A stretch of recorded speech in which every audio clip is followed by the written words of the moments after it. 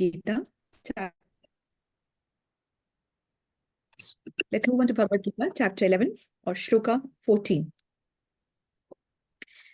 Tatsa tattah savismaya vishto rishtaroma dhananjaya pranmay shirasa devam kritanjali ribhashata. I'll just do it once more, Mataji. Tattah savismaya vishto rishtaroma dhananjaya pranmay shirasa devam kritanjali ribhashata. Yes, Mataji. हरे कृष्ण माता जी, सबको दंडवत प्रणाम। ततः स विस्मयाविष्टो हृष्टरोमा धनंजय रणमे शीर्षा देवं कृतांजलि प्रभाषतः। तब मोहग्रस्त एवं आश्चर्यचकित रोमांचित हुए अर्जुन ने प्रणाम करने के लिए मस्तक झुकाया और वह हाथ जोड़कर भगवान से प्रार्थना करने लगे। Thank you so much. So, shloka translation. Tatta savismayavishto तत्पश्चात वह आश्चर्यचकित होकर रिष्ट रोमा धनंजया रोमांचित होकर अर्जुन को अभी धनंजय बोला है। धनंजय मतलब कि वैसे वो धीर है, शक्तिशाली है, छोटी छोटी बातों से उसको डर लगता नहीं है, परंतु अभी वो भी भयभीत हो रहा है। सो धनंजय भी बोला है प्रण प्रणमय शिरसा देवा मतलब प्रणाम करके सिर झुका के मतलब प्रणाम किया। किसको प्रणाम किया? विश्व रूप को। कृतांजलि रिभाषिता मतलब हाथ जोड़कर कहने लगा।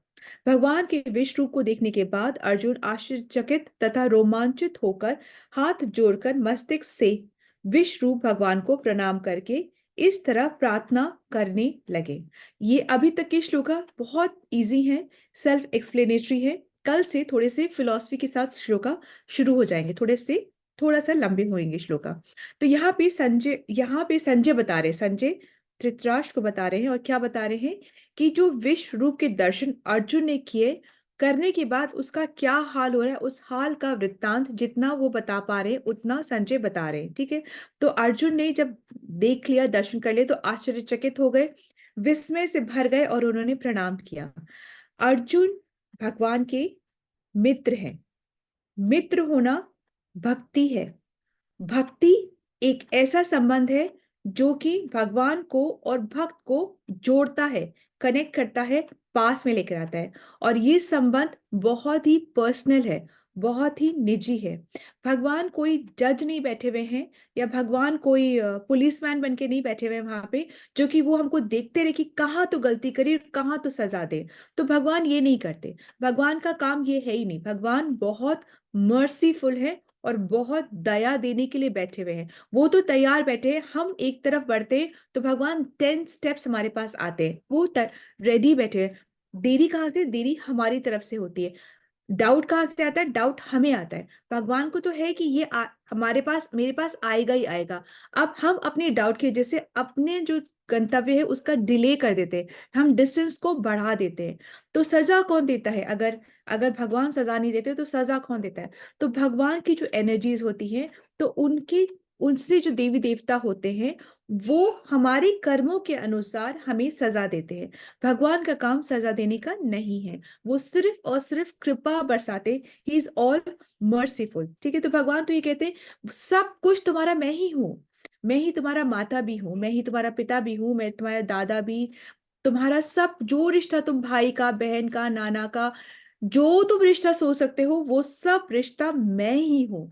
तो एक्चुअली होता ये है कि हमारे जो इस भौतिक जगत में जो रिश्ते हैं ना, ये इसी वजह से है क्योंकि स्पिरिचुअल जगत में हम रिश्ता एक्सपीरियंस करके आ रहे हैं, वो रिश्ता हम भगवान से निभा कर आ रहे हैं। तो भगवान कहते हैं ये सारे रिश्ते मैं ही हूँ। तो हम वही रिश्ता भौतिक जगत में ढूंढते हैं। जब वो रिश्ता नहीं मिलता, ये एक्सपेक्टेशन पे नहीं आता, तो हम दुख का कारण, हमारे को वो वही चीज दुख का कारण बनती है। तो कहने का तात्पर्य यह है कि जब तक जीव वो संबंध स्थापित नहीं कर पाता, जो कि वो ऑलरेडी कृष्ण के साथ उसका संबंध है, वो स्थापित नहीं कर पाता जीव यहाँ आकर के, तो वो तड़फता रहता है। और ऐसे ही तड़फता है जैसे कि मछली जल के बिना तड़पती है। मछली को चैन तभी आता है जब उसको आप जल में वापस से डाल दो, तभी उसको चैन आता है।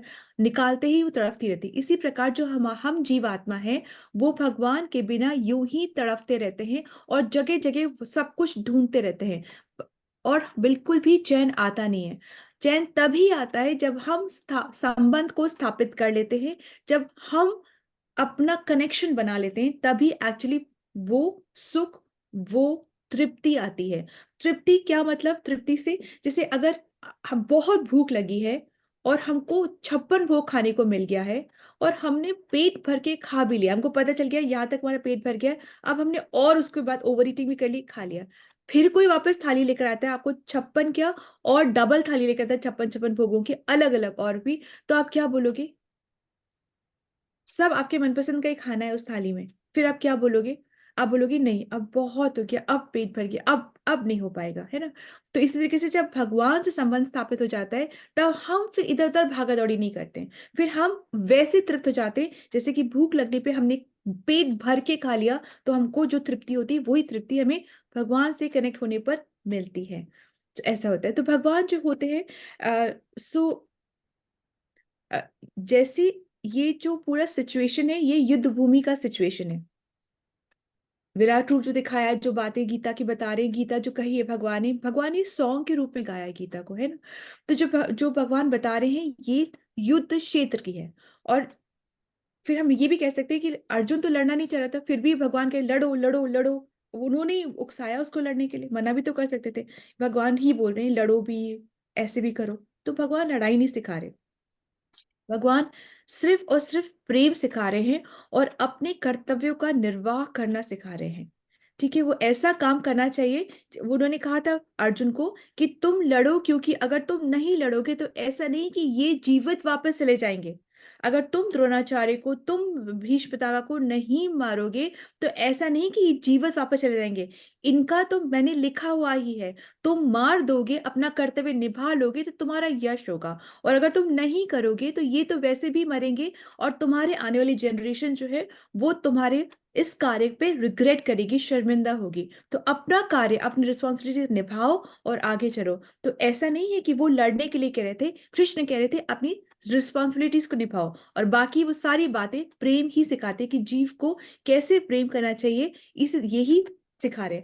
सो भगवान का रिश्ता, यूं भगवान 5 जो तरीके हैं, उन तरीके से बताते हैं, या रिश्ता निभाते हैं, या भक्त को उन 5 तरीकों से निभाना चाहिए। इन टोटालिटी 12 है, पर 5 को इम्पोर्टेंट मान के हम चलते हैं। ठीक है।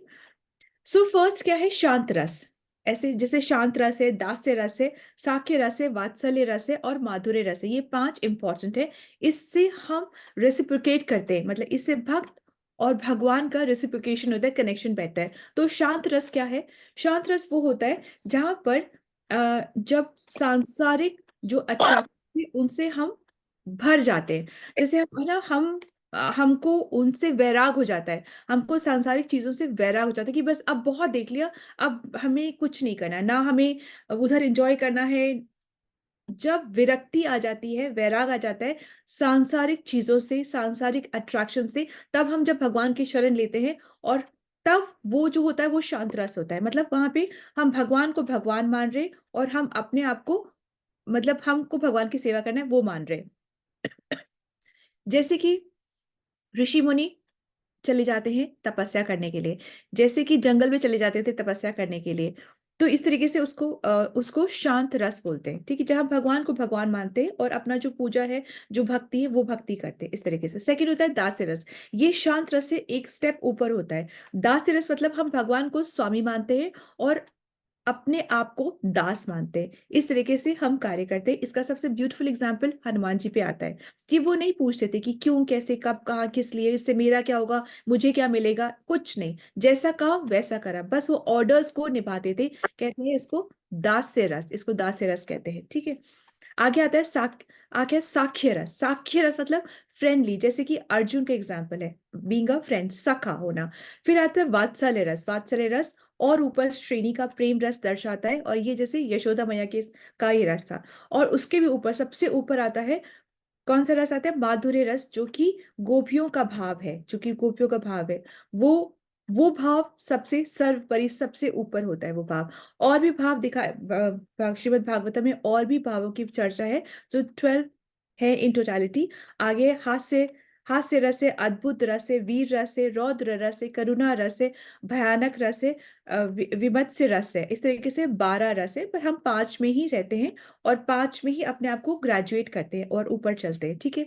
सो जब जीव भगवान के इन रसों में रहकर भक्ति करता है, जब जीव भगवान की पावर को समझता है, जब जीव अपना संबंध भगवान से समझता है, जब जीव समझता है कि कितनी करुणा करते हैं भगवान, कितनी कृपा करते हैं, तो फिर वो वही करता है जो इस वक्त अर्जुन कर रहे थे। मतलब हाथ जोड़ के नमन करके और प्रार्थना करता है, यही करता है जो कि अर्जुन कर रहे थे। तो एक बार वैज्ञानिकों ने देखा कि अगर हम भगवान का सहारा न लें और हम सब कुछ अपने आप करें, जैसे भगवान जो भी कुछ करे ना, इवन ह्यूमन बॉडी में हम जो जैसे सांस ले रहे हैं, जो हमारा फूड डाइजेस्ट हो रहा है, फूड यहाँ से जाके अंदर जा रहा है, जो भी ये सारी जो क्रिया, एक बॉडी की प्रक्रिया, बाकी सनराइज और ये सब तो छोड़ ही दीजिए, बस खाली बॉडी की प्रक्रिया है, तो उस प्रक्रिया में भी हॉस्पिटल में इतने ज्यादा एक्सपेंसिव हो जाएगा ये, जो भगवान हमारे लिए फ्री में ये सब करते जा रहे हैं, ठीक है। सो इसमें कोई ऑटोमेटिक नहीं है, इसमें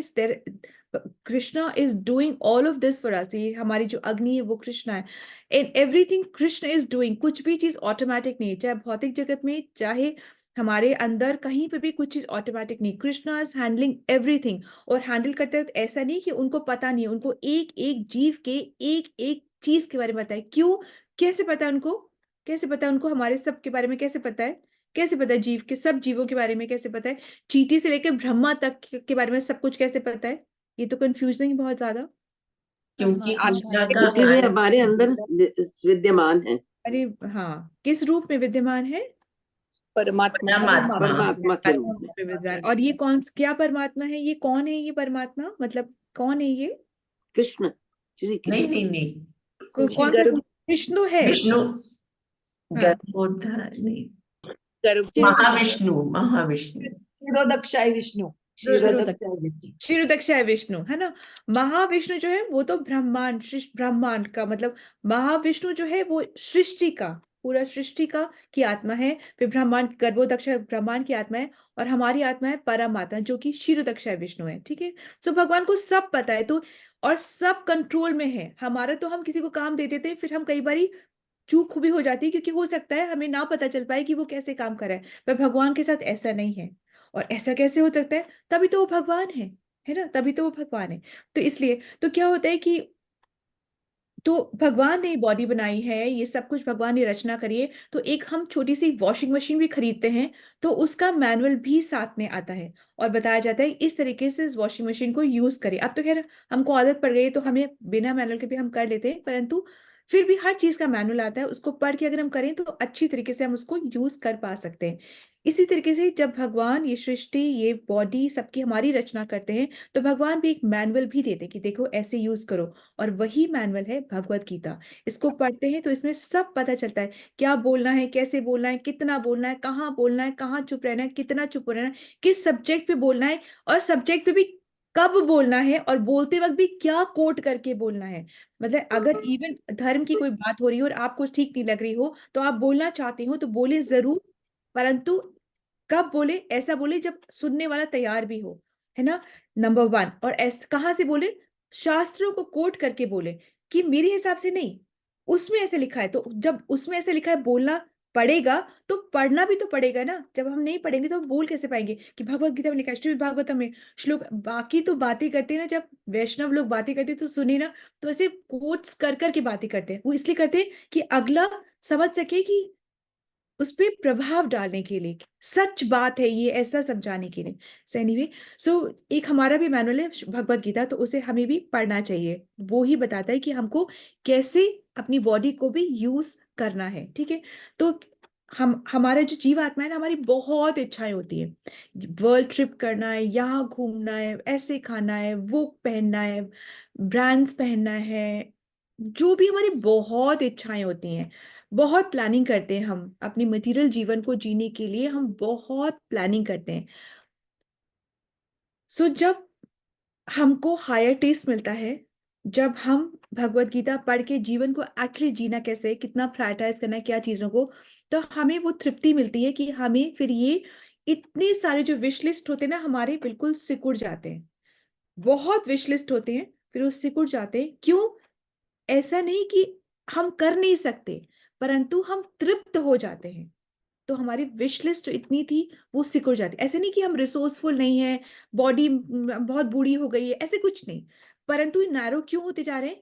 क्योंकि हमें हायर टेस्ट मिल रहा है और हम तृप्ति को महसूस कर रहे हैं, रियलाइज करें। ठीक है, सो ऐसे ही है। Okay, so this is the understanding. माता जी please, I would want you थोड़ा सा आप ये वाला पैराग्राफ रीडिंग कर लीजिएगा। ये आप है ना थोड़ा वो प्रीवियस श्लोका वाला जो पैराग्राफ है वहां से रीड कर लीजिएगा। 13 का, 13 and then 14 both.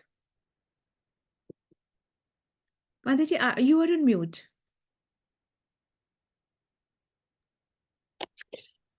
तात्पर्य श्लोका 13। तत्र वहां शब्द अत्यंत महत्वपूर्ण है। इससे सूचित होता है कि जब अर्जुन ने विश्व रूप देखा उस समय अर्जुन तथा कृष्ण दोनों ही रथ पर बैठे थे। युद्ध भूमि के अन्य लोग इस रूप को नहीं देख सके क्योंकि कृष्ण ने केवल अर्जुन को ही वो दृष्टि प्रदान की थी। वह कृष्ण के शरीर में हजारों लोग देख सका। जैसा कि वैदिक शास्त्रों से पता चलता है कि ब्रह्मांड अनेक हैं और लोग भी अनेक हैं। इनमें से कुछ मिट्टी के बने हैं, कुछ सोने के, कुछ रत्नों के और कुछ बहुत बड़े हैं, तो कुछ बहुत बड़े नहीं हैं। अपने रथ पर बैठकर अर्जुन इन सबको देख सकता था, किंतु कोई ये नहीं जान पाया कि अर्जुन तथा कृष्ण के बीच क्या चल रहा है। एक बार दिव्य दर्शन हुआ नहीं कि कृष्ण तथा अर्जुन के पारंपरिक संबंध तुरंत बदल गए। अभी तक कृष्ण तथा अर्जुन में मैत्री के संबंध थे, किंतु दर्शन होते ही अर्जुन अत्यंत आदर पूर्वक प्रणाम कर रहा है और हाथ जोड़कर कृष्ण से प्रार्थना कर रहा है। वह उनके विश्व स्वरूप की प्रशंसा कर रहा है। इस प्रकार अर्जुन का संबंध मित्रता का न रहकर आश्चर्य का बन जाता है। बड़े बड़े भक्त कृष्ण को समस्त संबंधों का आधार मानते हैं। शास्त्रों में 12 प्रकार के संबंधों का उल्लेख है और ये सब कृष्ण में निहित है। ये कहा जाता है कि वे दो जीवों के बीच, देवताओं के बीच या भगवान तथा भक्त के बीच के पारस्परिक आदान प्रदान होने वाले संबंधों के सागर हैं। यहाँ पर अर्जुन आश्चर्य संबंध से प्रेरित है और उसी में वह अत्यंत गंभीर तथा शांत होते हुए भी अत्यंत आह्लादित हो उठा। उसके रोम खड़े हो गए और वह हाथ जोड़कर भगवान से प्रार्थना करने लगा। निसंदेह वह भयभीत नहीं था, वह भगवान के आश्चर्यों से अभिभूत था। इस समय तो उसके समक्ष आश्चर्य था और उसकी प्रेम पूर्ण मित्रता आश्चर्य से अभिभूत थी। अतः उसकी प्रतिक्रिया इस प्रकार हुई। हरे कृष्ण। हरे कृष्ण माता जी। सो कहने का तात्पर्य ये है, yesterday I missed one point, कि जैसे यहाँ पे पृथ्वी है वो उसमें अर्थ एलिमेंट जो है ना वो ज्यादा है, तो ऐसी बहुत सारे लोग, ब्रह्मांड है उसमें बहुत सारी पृथ्वियां हैं, ऐसे बहुत सब है, बहुत सारे लोग हैं। तो कब किसी में कुछ चीज ज्यादा है तो किसी में कुछ चीज, कोई रत्नों से बनी है तो यहाँ पे कुछ मिट्टी से बनी है, कुछ सोने से बनी हुई है। तो हर लोग अलग अलग तरीके से बना हुआ है। ठीक है, यहाँ ये सब कुछ भगवान में इतना कुछ कैसे दिख पा रहा था? तो हमारे मोबाइल में भी तो कितना कुछ दिखता है, एक छोटी सी आंख होती है, क्या क्या देख लेती है। तो ये इसी तरीके से होता है, हम इस तरीके से उसको कॉम्प्रिहेंड कर सकते हैं कि इसी तरीके से होता है। और सो दैट इज इट माता जी, thank you so much. Hare Krishna, that's understanding. Srila Prabhupada की जय, श्रीमद् भगवद गीता की जय। Hare Krishna. Let's move forward to another service. Narasimha Aarti, Sandhya